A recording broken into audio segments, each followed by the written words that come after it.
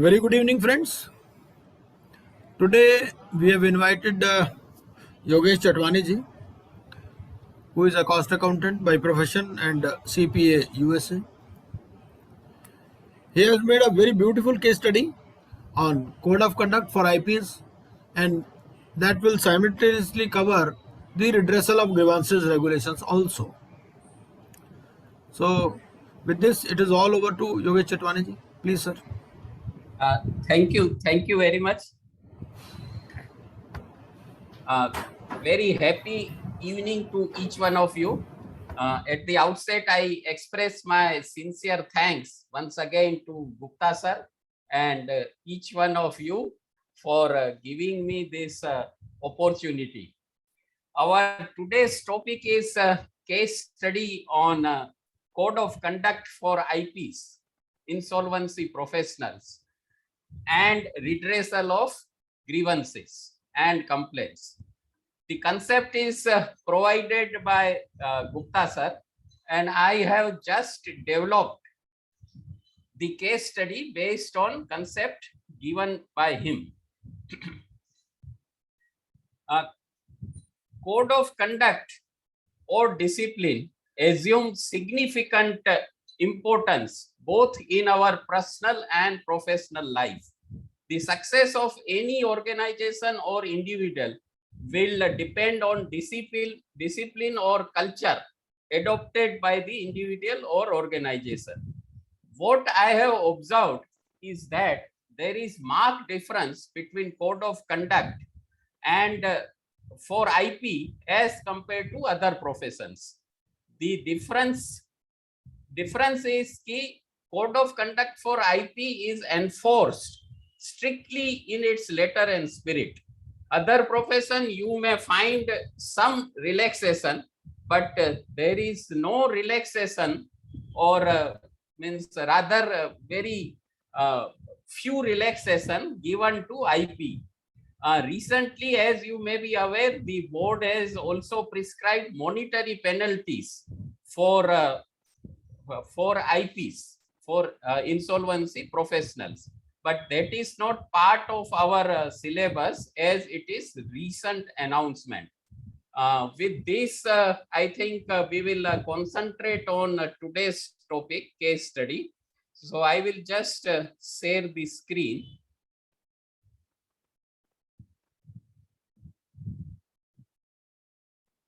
Is it visible, sir? It is visible, sir.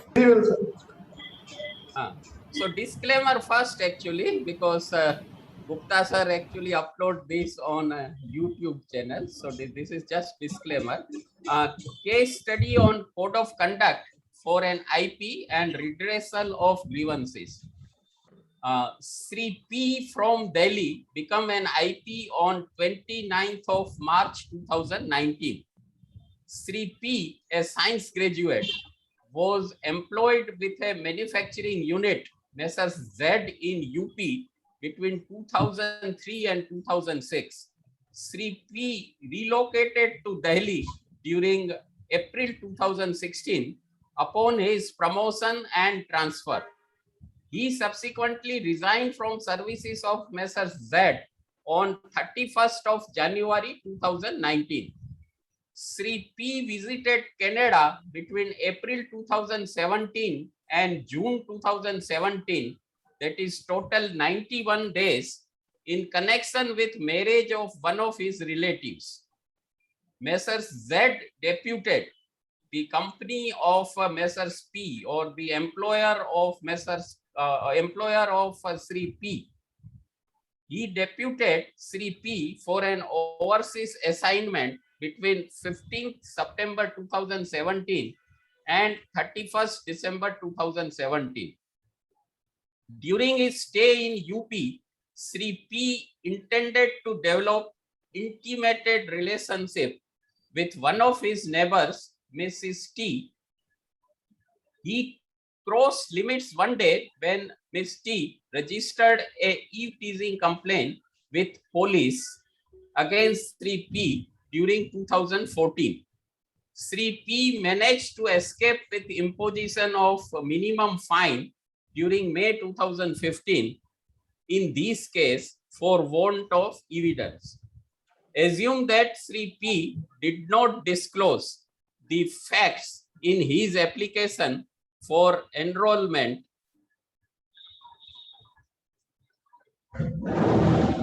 or registration as IP to the concerned authorities, as Sri P in his own wisdom believed that these facts do not demand disclosure and he is not violating any provisions of IBC or rules and regulations made thereunder.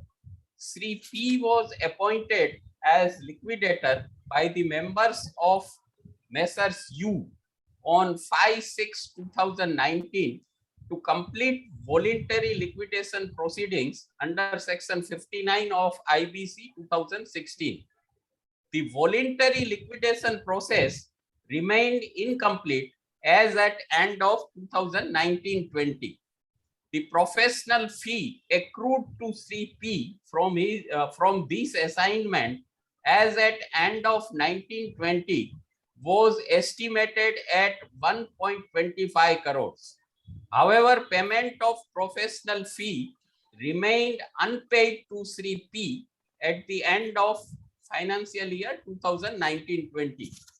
Therefore, Sri P did not disclose information related to this assignment in turnover disclosed to board through relevant forms.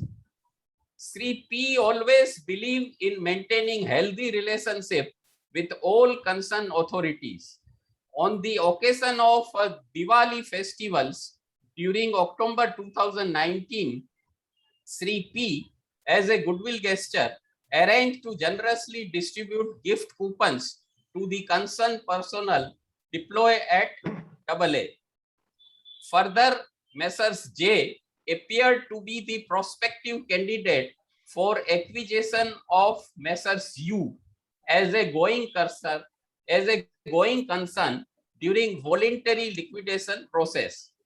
A representative of Messrs. U handed over a high value gift to the spouse of Sri P when Sri P was not at his home on the occasion of Deepavali festival. So this is the case study, and based on this case study, I have prepared some MCQs. This is just for a study purpose only. I will just open it.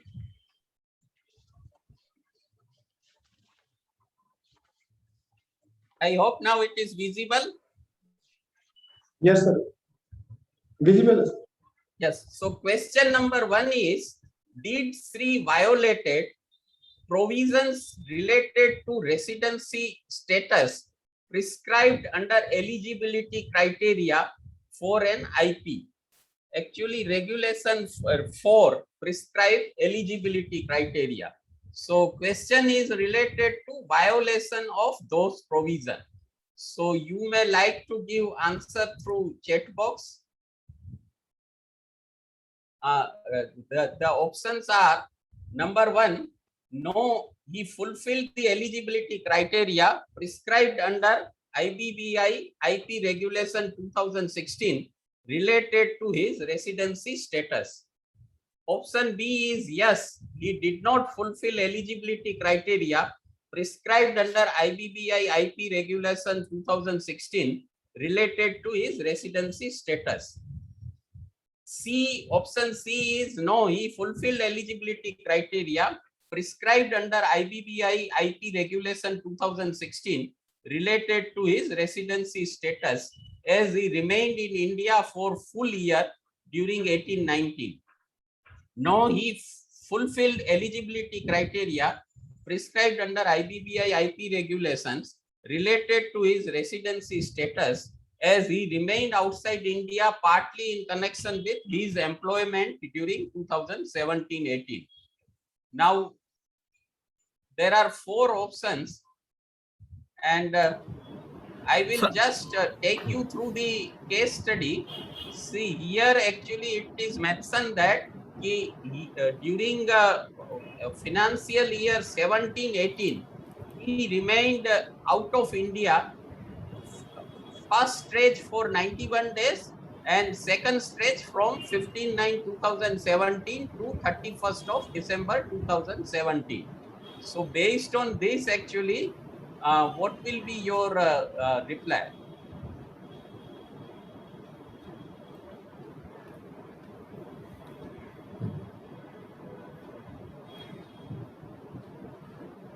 So first question, Yogesh Chatwani ji, to participant should be, okay, what Yes. will be the year we will see? Yes, yes, yes. So I That think is we, the I main think important. we can go back to the case study and Yeah. first answer this question. Prior to answering this, first answer this question as to what will be the financial year we will see for determining whether he is a person resident in India or not. Now, information provided in case study is he was actually he became IP in the financial year 2018-19, 18. and So, he remained out of India for 91 days in first stretch, and from 15/9/2017 to 31st of December 2017, during previous year, that is 2017-18. So based on this information, actually, what is the correct option? and we will be too happy if somebody specifies the criteria also. You can unmute yourself and you can specify the criteria for becoming a resident in India. Because income tax is also in our syllabus. So that question can come from income tax part also. And in income tax they are asking such questions.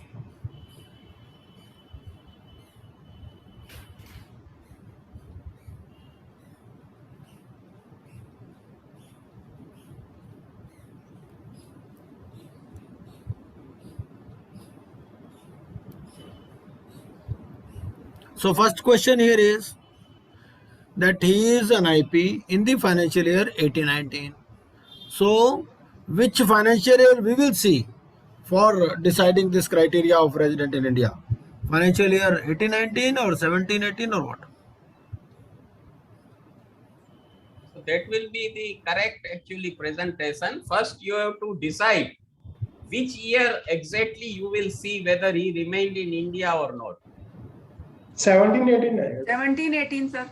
Yes, Yes, To definitely. check the resident status of. And he Because was not in because it India is for financial year wise only. Yes. And previous financial. yes, definitely. So 1718 is the correct reply. Now you have to determine whether he remained in India for 182 days or not. No. He remained out of India for more than 182 days. So he remained out of India for more than 182 days. So based on that, actually, correct reply to this question will be No. yes, he did not fulfill Fulfill his eligibility criteria. criteria prescribed under. So B is the right answer.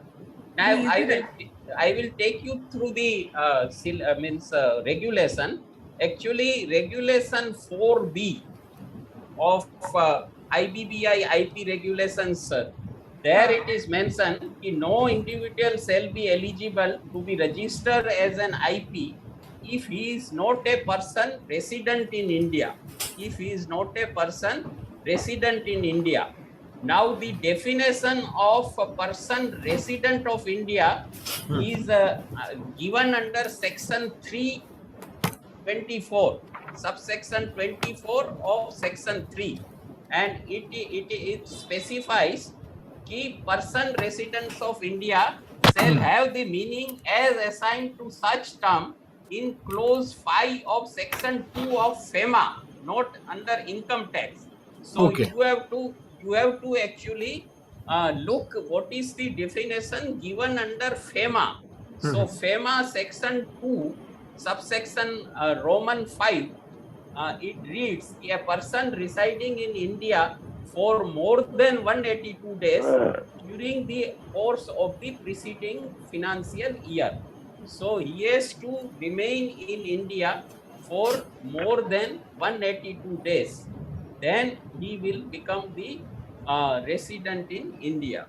So based on this is how you have to see actually Number one, what is the criteria prescribed in IBBI IP regulation?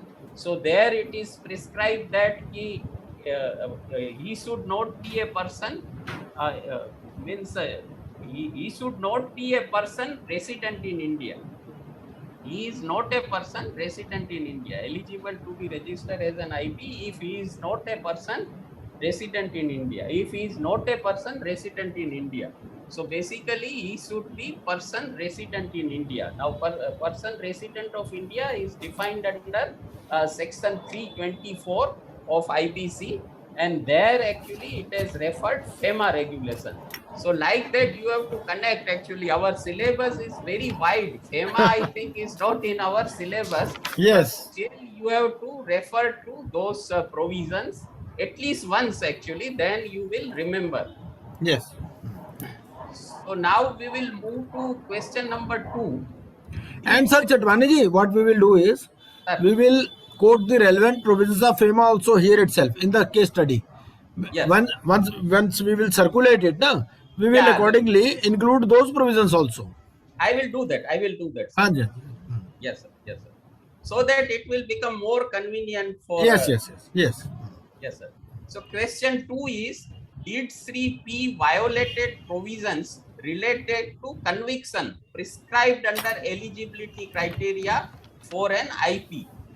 Now the options are no, as a period of more than 3 years has already been elapsed from the date of his conviction.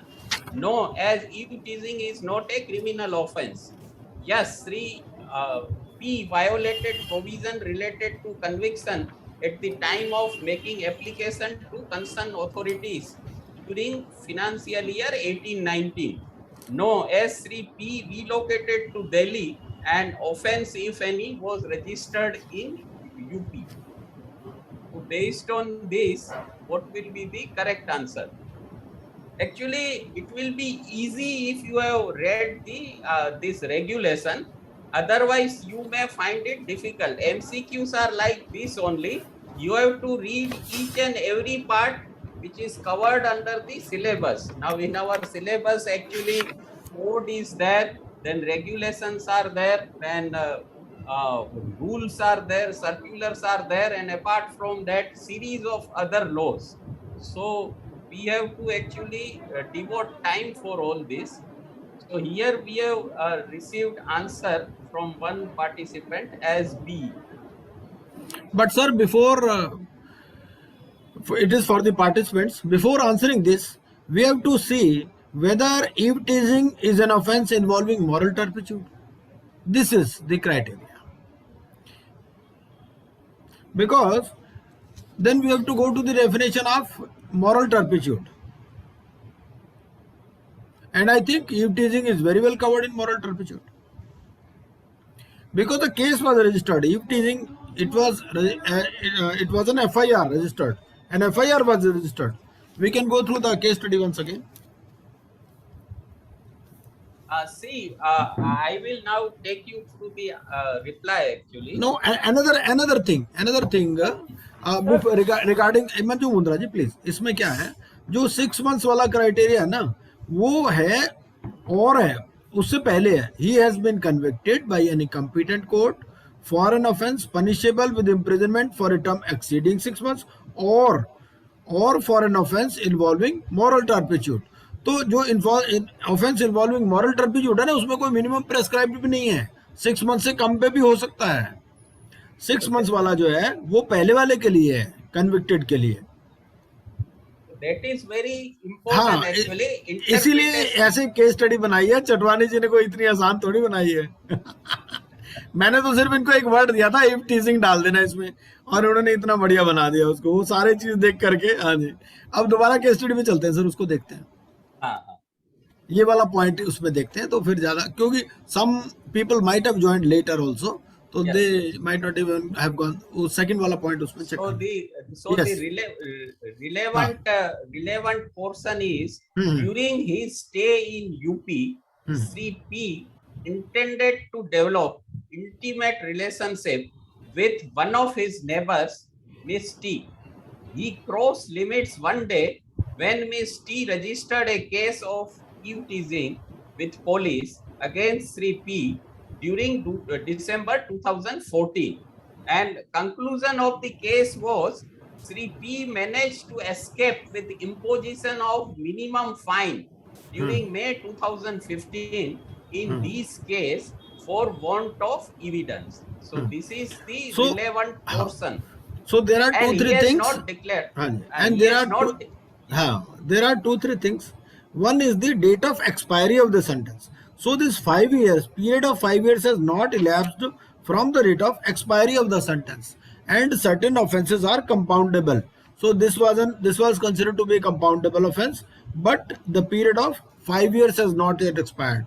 क्योंकि इसका हुआ कब है, मई 2015 में, तो मई 2015 से मई 2020 में ये एक्सपायर होगा.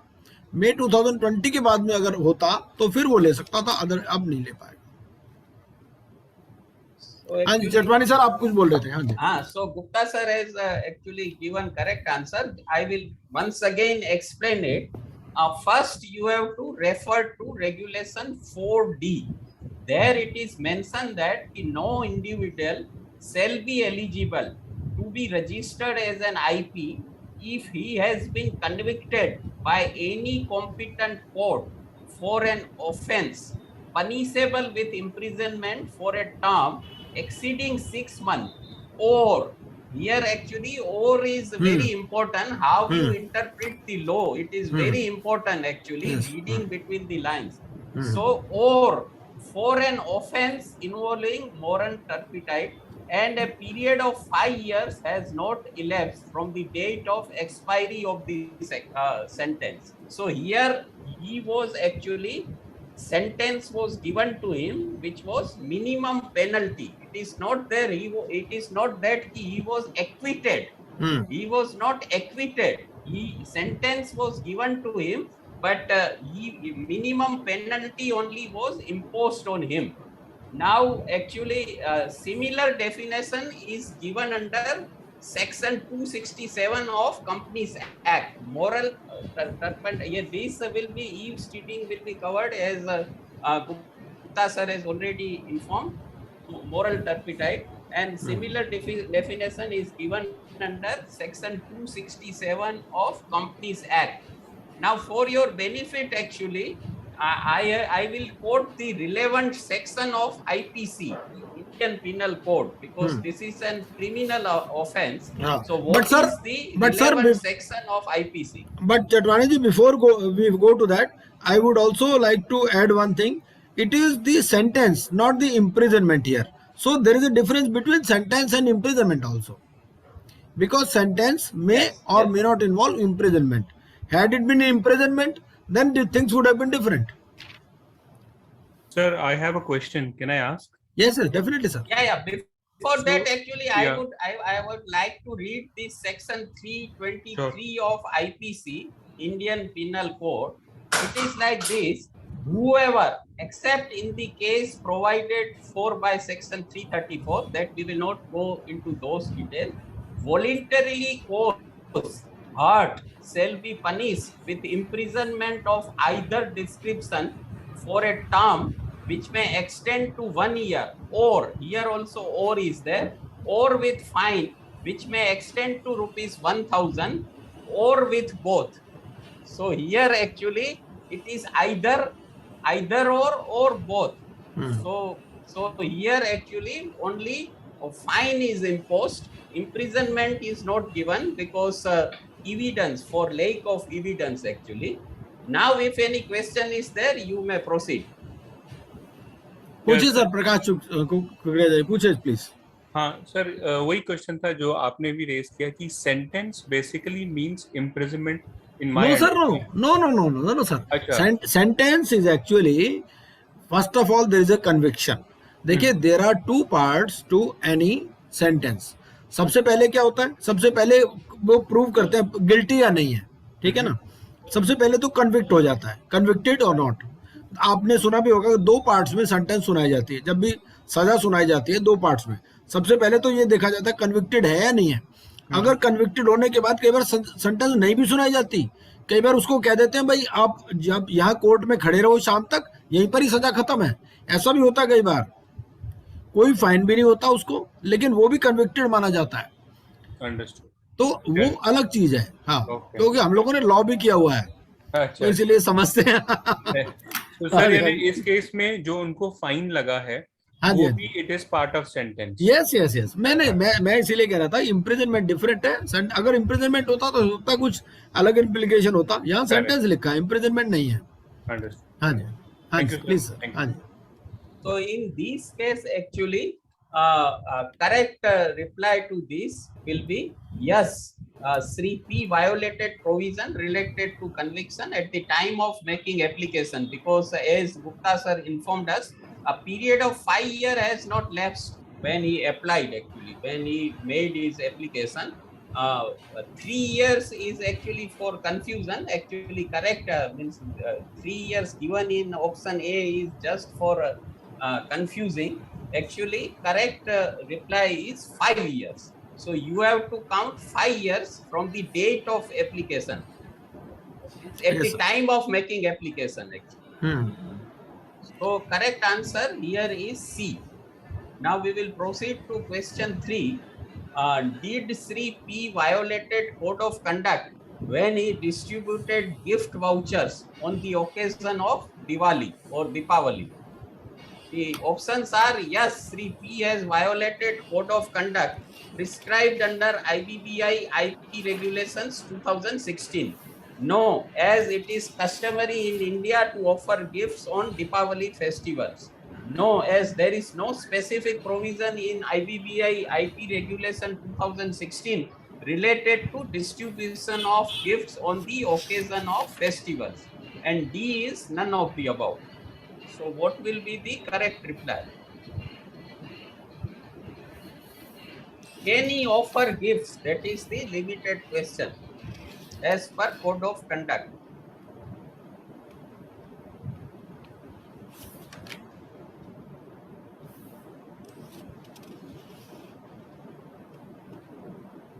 First of all code the relevant code, relevant provision of the code. आप पहले जो भी पार्टिसिपेंट्स हैं वो रेलेवेंट बताइए, कहाँ कौन से रेगुलेशन में इसका आंसर मिलेगा।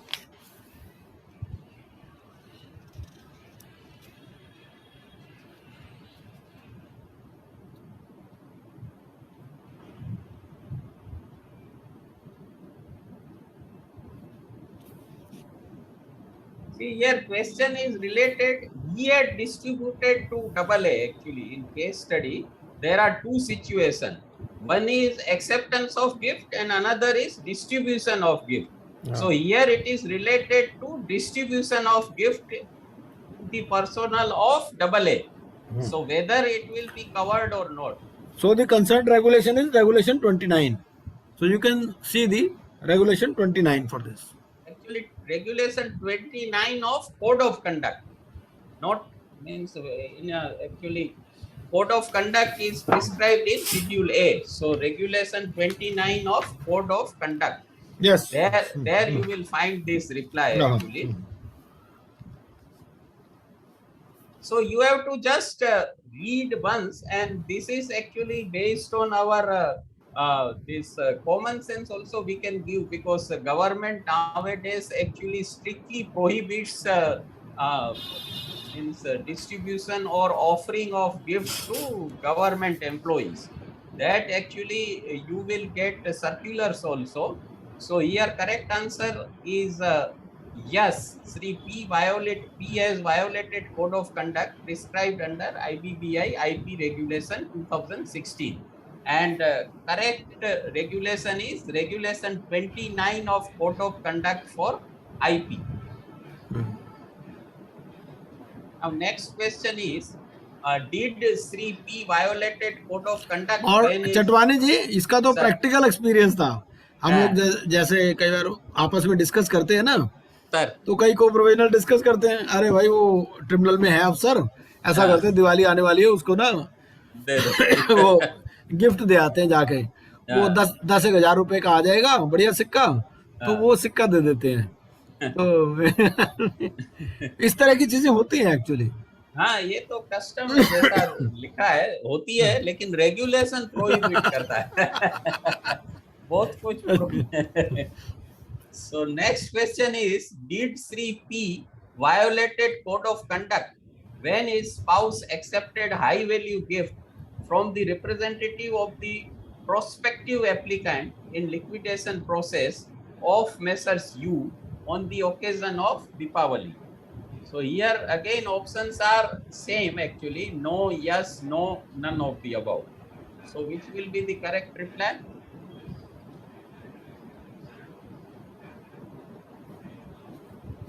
Sarika Jain is correctly pointed out. B. Pooja Goel Prakash madam has Kukreja, also yes. given regulation. Regulation is 28. also correct. Always try to give answers along with regulations. क्योंकि MCQ जो है ना, MCQ में problem भी है. MCQ में क्या होता है, we just try to make guess work. तो हमें regulation, related regulation also we should study once again, we should read it word by word. तो आंसर वहां बड़ी जल्दी आ जाएगा और उससे क्या होगा, आपको याद भी हो जाएंगे रेगुलेशंस. पर्पस इज कि ये सबको याद रह जाए, वही पर्पस हाँ, है. बस वही. Next question is, code of conduct for IP is given under dash schedule. Read with dash regulation of IBBI IP regulations. So 4 options are: first 72H, option B is second and regulation 6, option C is 5 regulation 5 or first regulation 5, and D is second regulation 8. So here actually if you have regulation with you, then it is easy.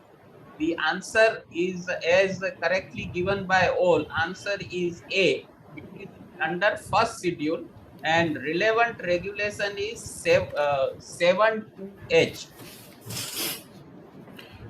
Another question, sir, I would like to ask the participants, what is meant by objectivity here? Because first of all, it talks of objectivity. So what do you understand by objectivity? Let the participants answer. Objectivity का क्या मतलब है यहाँ? So you can answer. क्योंकि पूछ सकता हो कि what does objectivity imply here? Any of the participants?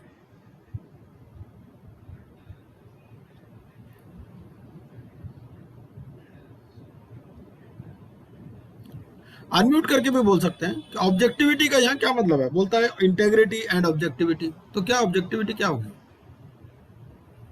देखिए, ऑब्जेक्टिव का उल्टा क्या होता है? सब्जेक्टिव. ठीक है, तो ऑब्जेक्टिव मतलब इम्पार्शियल टुवर्ड्स ऑल, जैसे सबकी तरफ बिना किसी भेदभाव के देखना, objectivity. Impartial attitude is something we can identify as objectivity. So we will move to next question Yes, now. sir. Question 6 is, an IP shall pay to the board a fee calculated at dash percentage of professional fee earned for the services rendered by him as an IP in the preceding year, along with a statement in form dash of schedule dash schedule under IBBI IP regulation 2016. So 4 options are 0.30 D2, B option is 0.25 D1, then 0.50 E2 and 0.25 E2.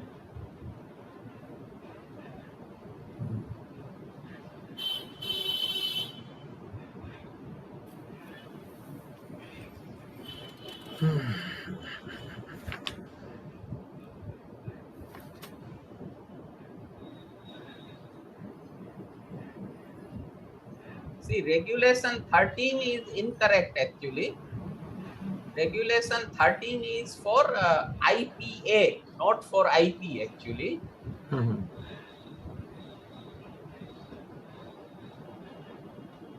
लेकिन sir इसमें form number तो मेरे ख्याल जी होना चाहिए. वो IPA के लिए है सर, फॉर्म ई है. और रेगुलेशन जो है इसका करेक्ट रेगुलेशन 72CA है सर. Okay right. अब एंटिटीज के लिए ठीक है. वो IPA के लिए है, ये IP के लिए डिफरेंट है सर. बिल्कुल ठीक है. So here the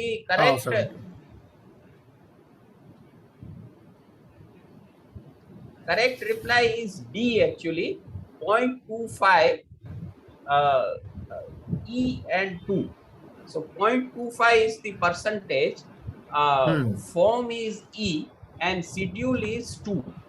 And relevant regulation is regulation 72CA, small CA. Yes, sir. Yes, sir. So we will move to next question.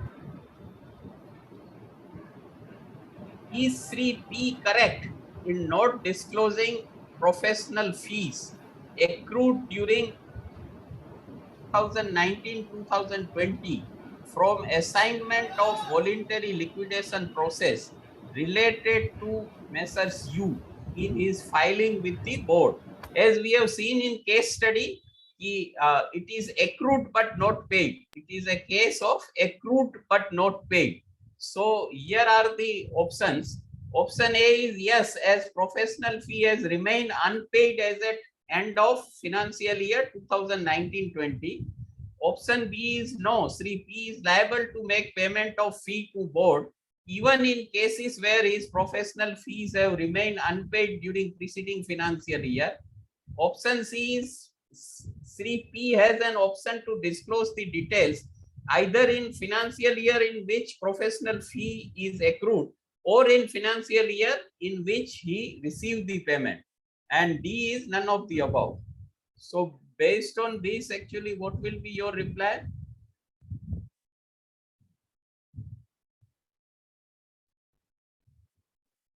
Sir, B. B for Bombay, na? Or D? It's B.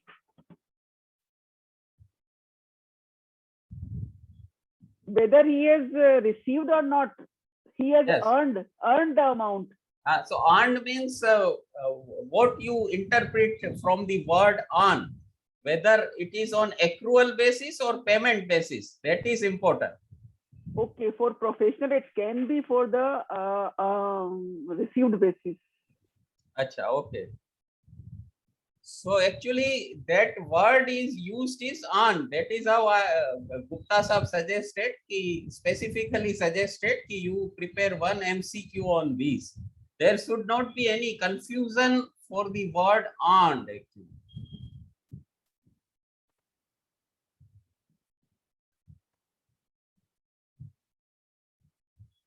So I will take you to the reply actually.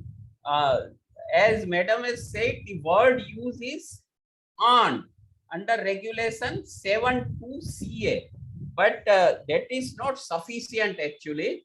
When you see the form E, there it is mentioned, actually declaration is there. I hereby submit the annual statement of professional fee earned, whether received or not, by me from my services as an IP in financial year so and so. So actually each and every word has got its own importance. Yes, sir, yes. So there actually it is specifically mentioned whether received or not. So he will be liable to make payment even if he has not received the money. Sir इसका मतलब है forms को भी पढ़ना पड़ेगा ध्यान से. Yes purpose वही है कि क्या क्या क्योंकि एमसीक्यू में एक तो एग्जाम का एनवायरनमेंट होगा और अनलेस कॉन्फिडेंस है अपन को तो ये दिक्कत हो सकता है. एक्चुअली मैं भी सेम बोट में आपके जैसे ही. तो मैं अभी तक मैंने सोचा था कि फॉर्म्स की डिटेल नहीं भी पढ़ेंगे तो चलेगा, लेकिन अभी फॉर्म्स की डिटेल भी पढ़ना पड़ेगा. यस इम्पोर्टेंट है क्योंकि ये कहीं से भी कुछ लेके कर सकते हैं. और इसमें मैंने एक और वेबिनार अटेंड किया था, वहां पे एक एक्सपर्ट फैकल्टी थी, वो भी बोल रहे थे कि it is not clear whether this earned means accrual और नॉट. तो देन मैंने भी स्टडी किया था, फॉर्म में देखा था और गुप्ता साहब ने भी बताया था कि earned means it is not important whether it is paid और नॉट. यस, बोर्ड को पैसा दे देना है, आपके पास पैसा आया कि नहीं वो इम्पोर्टेंट नहीं है. Now next question is the last date for payment of fee calculated at 0.25% to board by IP for the financial year 1920 is. Now here 4 options are there: 30th April 2020, 31st September 2020, 30th June 2020, and 31st December 2020.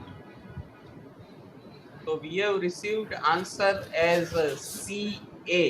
Sarika जी आप ये regulation पढ़िए दोबारा से, जो regulation दिया हुआ ना 7(2)(CA, please read the regulation COVID again. due to COVID extension is there. That is the correct reply. Chetan A is ji, in. Chetan ji regulation दोबारा पढ़ना पड़ेगा.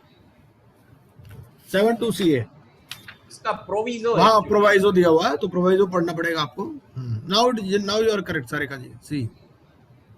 सी इज द करेक्ट आंसर. तो स्पेसिफिकली एक्चुअली फिनेंशियल ईयर 2019-20 का है. Normal course में last date 30th April है. हाँ, लेकिन एक ईयर के लिए बिकॉज ऑफ Yes. कोविड केवल फिनेंशियल ईयर 1920 के लिए ही 30th जून है.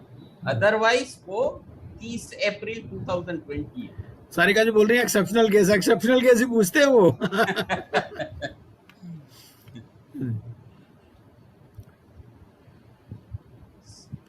केस स्टडी भी एक्सेप्शनल केस करके बनाई है. मींस उसी में ऐसे लिखा है. And I और ये आपको किसी किताबों में नहीं मिलेगी ये केस स्टडी. ये आप लकी हो कि आप इस ग्रुप में हो, तो आपको मिलती रहेंगी और भी. मैं तो एक्चुअली सर्कुलर में से भी क्वेश्चन उठा रहा था, फिर मैं सोचा कि नहीं उठाए. सर्कुलर थोड़ा ज्यादा, नहीं तो सर्कुलर से भी 5-7 क्वेश्चन बन सकते हैं. हाँ जी बिल्कुल. Next question is, an IP is liable to make payment of simple interest at dash percentage per annum on unpaid fees. Now 12%, 18%, 24%, and 6%.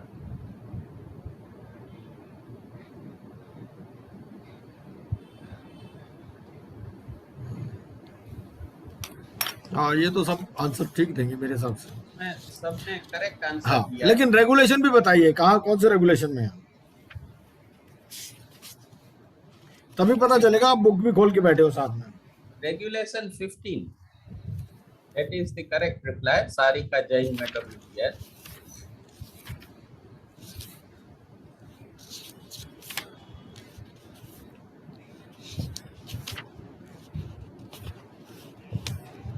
इसमें ये क्वेश्चन को 3-4 तरीके से भी पूछ सकते हैं.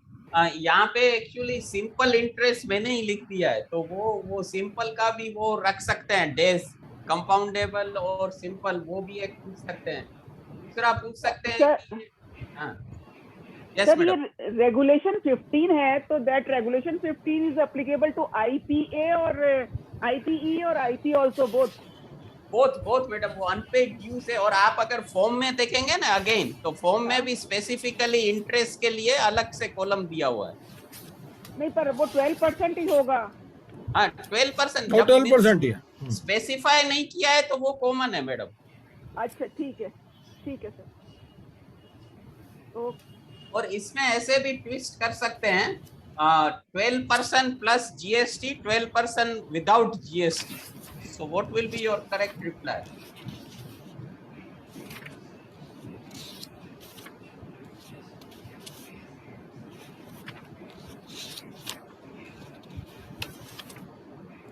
Without GST. प्रकाश जी ने बोला है. क्योंकि इस तरीके से वो थोड़ा ट्विस्ट कर सकते हैं. सिंपल क्वेश्चन दे देंगे तो रिप्लाई आ सकता है. उसके ऊपर है, मीन्स एग्जामिनर के ऊपर है, वो डिफिकल्ट बनाना चाहते हैं कि नहीं. वो तो आपसे कैलकुलेशन भी मांग सकता है. आपसे पार्टिसिपेंट आपसे वो कैलकुलेशन भी मांग सकता है कि भाई आपको 30 अप्रैल को देनी थी, आपने 15 जून को दी, तो इंटरेस्ट कैलकुलेट करो. देखिए कितना इंटरेस्ट आएगा. अभी देखिए इसका जो रिप्लाई है ना, आपको शायद यहाँ पे नहीं मिलेगा. GST अपने सिलेबस का पार्ट है. तो GST वैल्यूएशन रूल्स में अगर आप जाएंगे ना, तो वहां पे दिया हुआ है स्पेसिफिकली कि any interest charge will also be part of your value.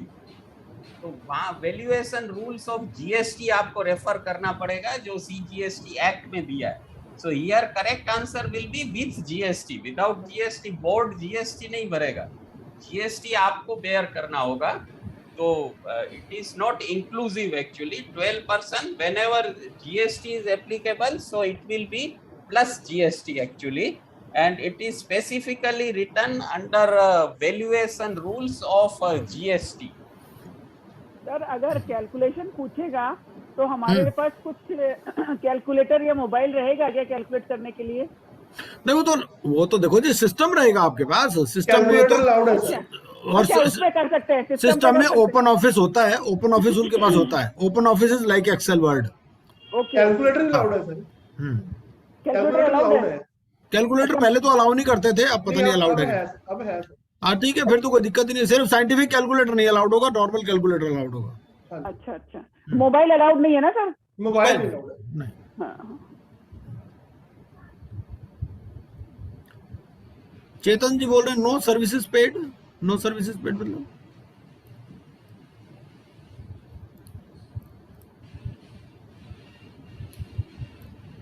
The question is wherever applicable. Actually, I have specifically asked wherever GST is applicable, whether it will be paid extra or not. So wherever it is applicable, it will be paid extra.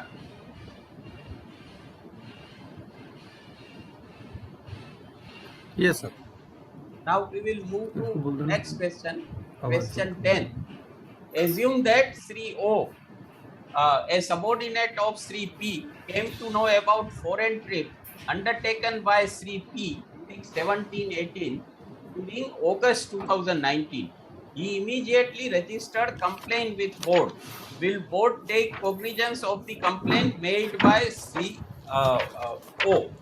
So four options are: no, as period specified in IBPI grievance and complaint handling procedure is over. Yes, board may initiate action under IBPI grievance and complaint handling procedure regulation 2017. Yes, board may initiate action under IBPI IP regulation 2016. Or D is either B or C above. So first you have to see this IBPI grievance and complaint handling procedure. Actually, this question is specifically given by Gupta sir, and this regulation grievance and complaint handling procedure regulation is consisting of just 3 to 4 pages, very small regulation. So actually, as per and recently a question was also asked in this on this grievance itself, so that is why I specifically requested you to include this. Yes, and the question is very technical actually. First, you have to read through the regulation.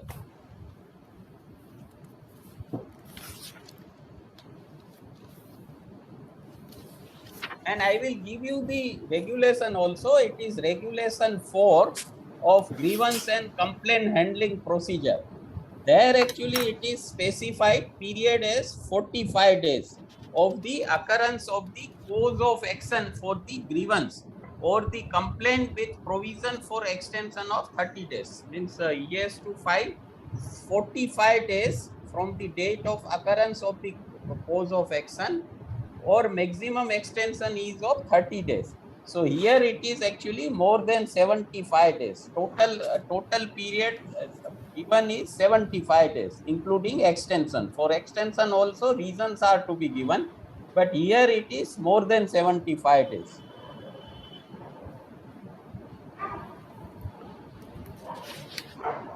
Now this is actually very technical question. Again I will say, because cause of action, it is 45 days from cause of action.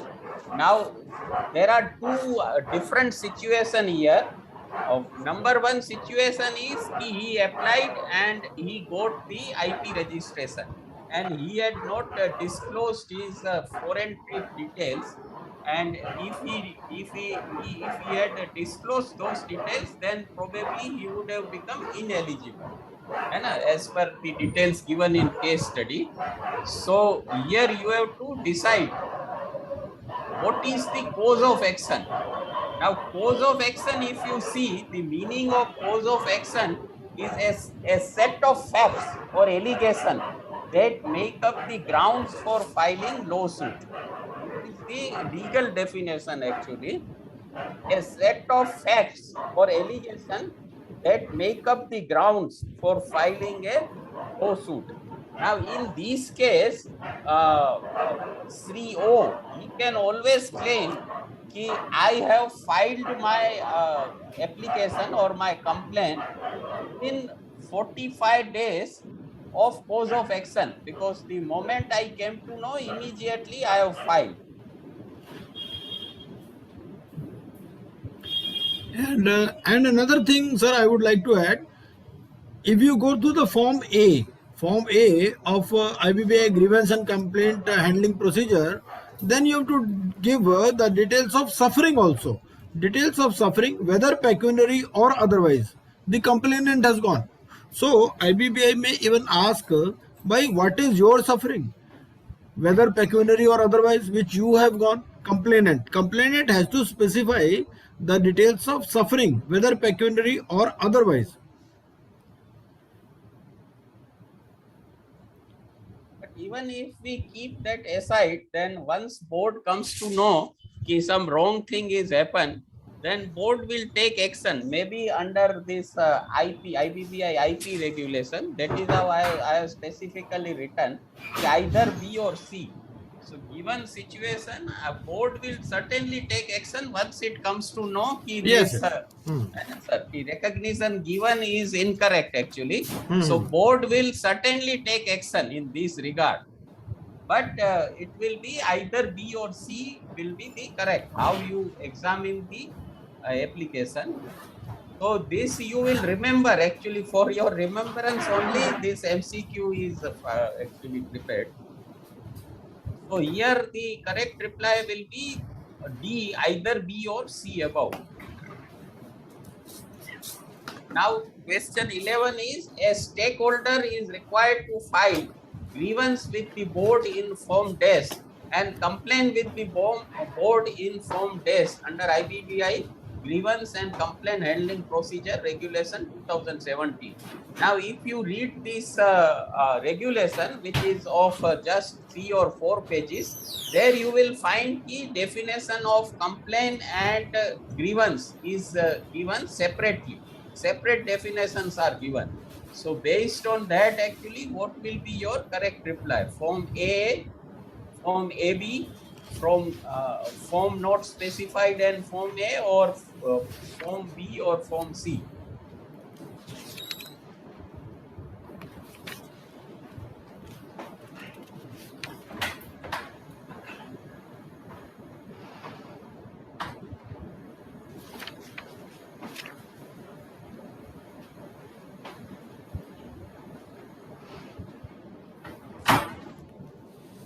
So if regulation is with you, then it is probably easy.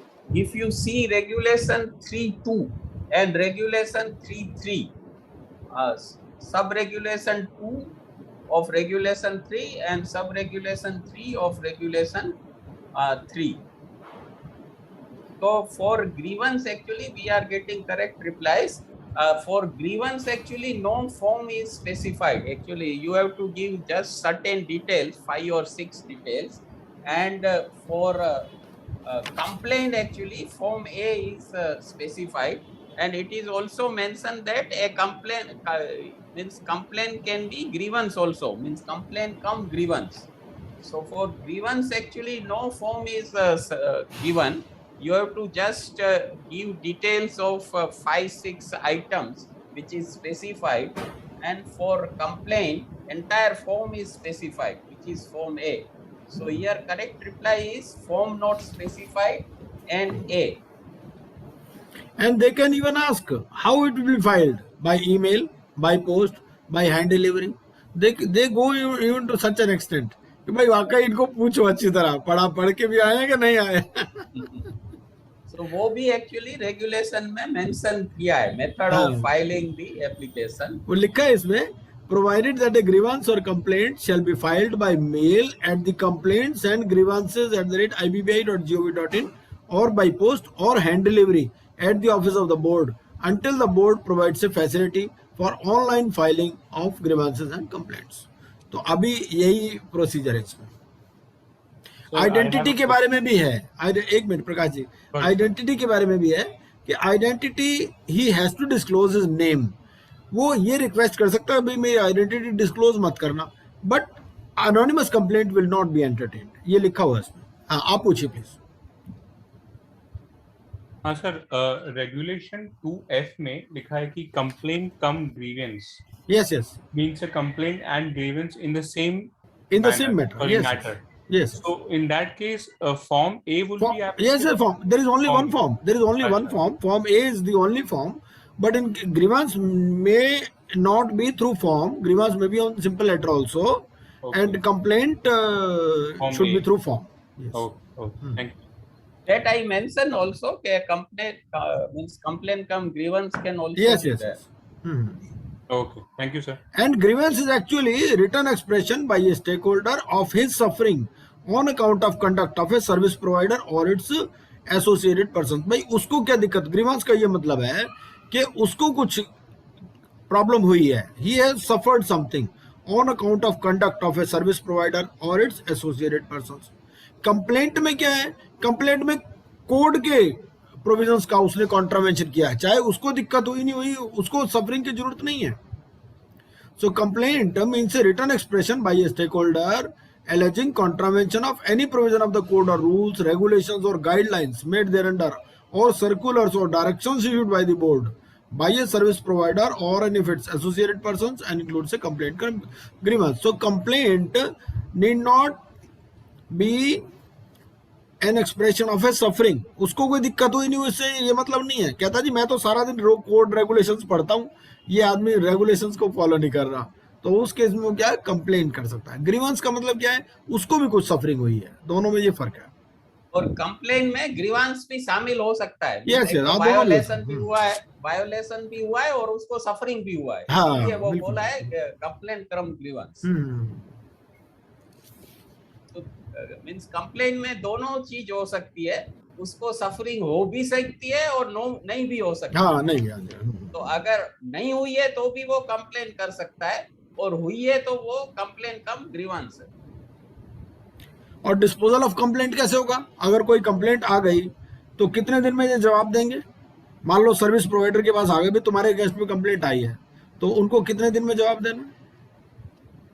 वो सब time भी specified किया हुआ है। हाँ तो बताइए कोई, ये है within 15 days thereof the complaint. इससे क्या होगा, ये अभी के अभी हम रेगुलेशन भी पूरा पढ़ लेंगे। वही कहता है the complainant and the service provider shall submit the information and records sought under sub regulation 1 within 15 days thereof. Yes sir please. So next question is the fee prescribed for filing of grievance is dash and dash for complaints. So four options are 2,500, 2,500, 1,000, 2,500, nil 2,500 and 5,000, 5,000.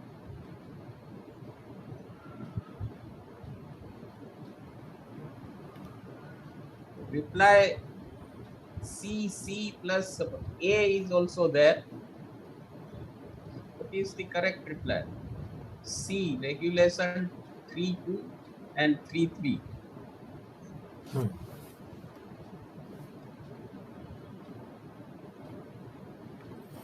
हाँ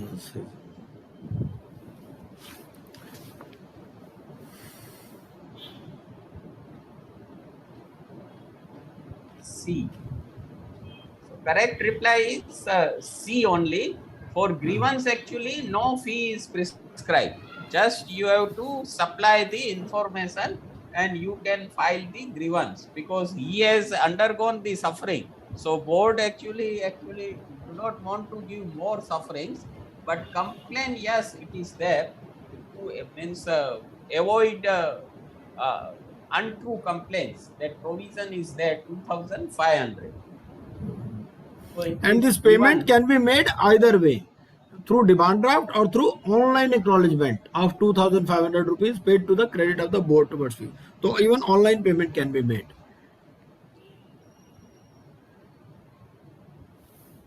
Now, next question is the fee paid for filing of complaint. Just now we saw, okay, 2,500 is the fee.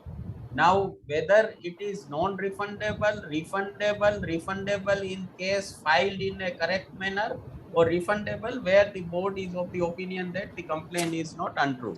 What is the correct reply?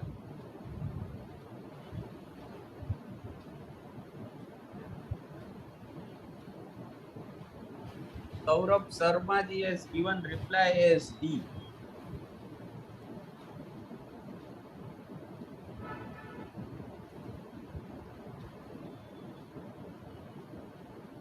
Anil ji has also given D. What is the correct reply? You have to refer to the regulations. You refer regulation 13D. There you will find the reply. Sub-regulation D of regulation 13. There actually it is specifically mentioned what I have mentioned under option D. It is refundable actually. ना इधर भी है ना sir, ये chapter 4 में, if in chapter 4 we read 7 का 8, 7 हाँ, 8. Regulation 7 का 8, 7 sub regulation 8, where the board is of the opinion that the complaint is not frivolous, it shall refund the fee of 2,500 rupees received under sub regulation 3 of regulation 3. Yes, yes. So it is basically refundable. Yes, yes, yes. So with this actually it is end of my case study. Now if you have any question then we can take, otherwise. And what is the meaning of frivolous? Can anyone explain?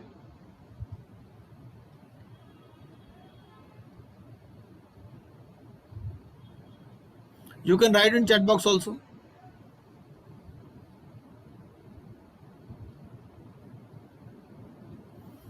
Pankaj Chandak ji is pushing any WhatsApp group for MCQ discussion. Yes, there is a WhatsApp group. You can write here your mobile number. We will add you to the group in case you are not already added. तो frivolous का मतलब बताइए, क्या frivolous का मतलब है?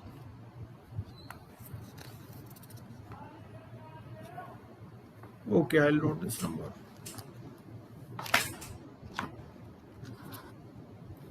Nine 60246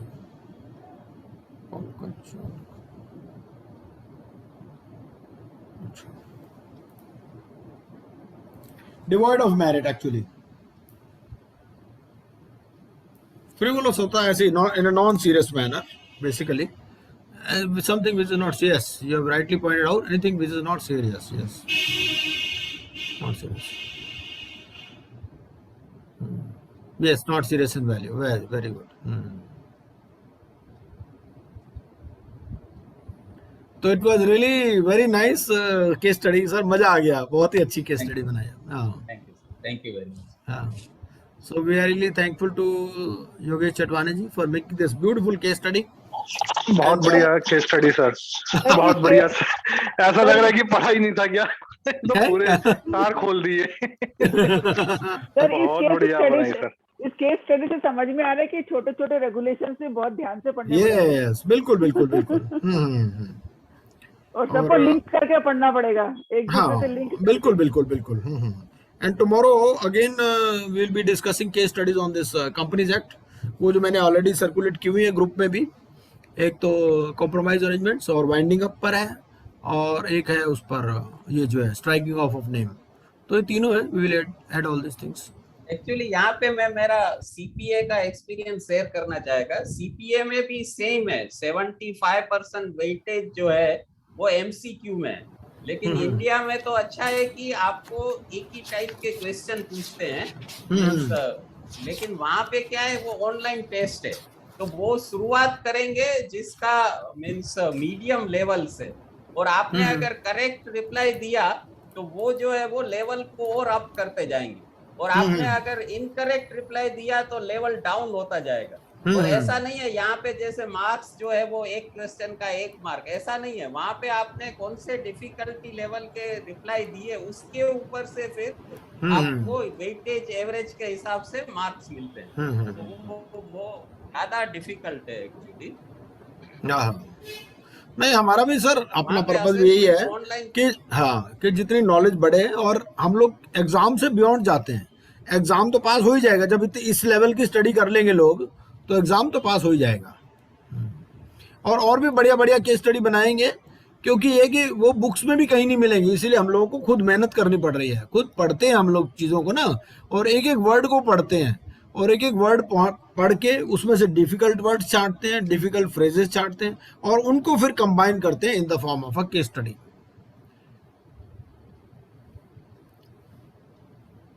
तो thank you very much once again, Yogesh Chatwani ji. So we would like to end this session with your permission. Thank you, sir. हाँ जी.